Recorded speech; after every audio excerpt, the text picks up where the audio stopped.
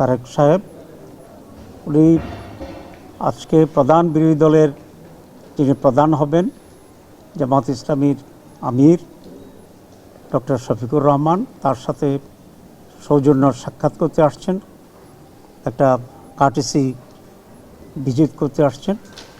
এটাকে আমরা ওয়েলকাম করি।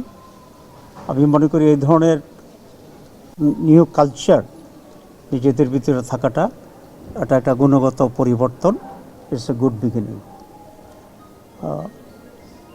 অত্যন্ত সাহায্যপূর্ণ পরিবেশে আলোচনা হয়েছে। আমরা দীর্ঘদিন বিএনপি এবং জামাত ইসলামী একসাথে স্বৈরাচার বিরুদ্ধে আন্দোলন করেছি, সংগ্রাম করেছি, গঠনে আমরা সরকারের অংশগ্রহণ ছিলাম।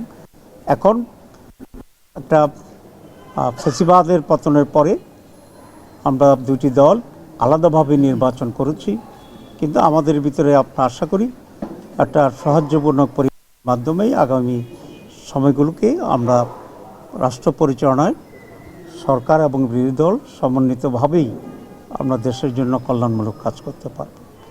আমরা এই ব্যাপারে একমত হয়েছি যে সকলে মিলে একসাথেই একটা কনস্ট্রাকটিভ ফিউচার আমরা গ্রহণ করতে পারবো, একটি নতুন বাংলাদেশ আমরা গঠন করতে পারবো। মৌলিকভাবে আমরা এই আলোচনার একমত হয়েছি এবং নিজেদের ভিতরে মৌলিক কোনো ঝামেলা হলে আলোচনা ভিত্তিতে যাতে একটা পজিটিভ একটা সমাধান আসতে পারে সেই সব বিষয়ে আমরা আলোচনা করেছি। আমাদের আমির জামাত বলেছেন যে কয়েকটি প্রায়োরিটি বিষয়ে এখানে আমাদের আলোচনা হয়েছে। প্রথম কথা হচ্ছে ল অ্যান্ড অর্ডার সিচুয়েশান, মানুষের সিকিউরিটি ইস্যুটা হচ্ছে সবচেয়ে বেশি।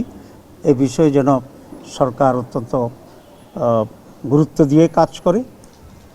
এরপরে ইকোনমির ব্যাপারে আমরা কথা বলেছি এবং বিশেষ করে জনগণের যে মৌলিক যে প্রয়োজনগুলো আছে, খাদ্য, বাসস্থান, এডুকেশন, এসব বিবেকীয় অগ্রাধিকার পদ্ধতিতে যেন সরকার কাজে করে সেই ব্যাপারে আমরা দৃষ্টি আকর্ষণ করেছি। It's a beginning. আমি মনে করি যে একটা মৌলিক কোয়ালিটেটিভ চেঞ্জ যাতে আমরা এদেশে পেতে পারি সে বিষয়েও আমরা দৃষ্টি আকর্ষণ করেছি।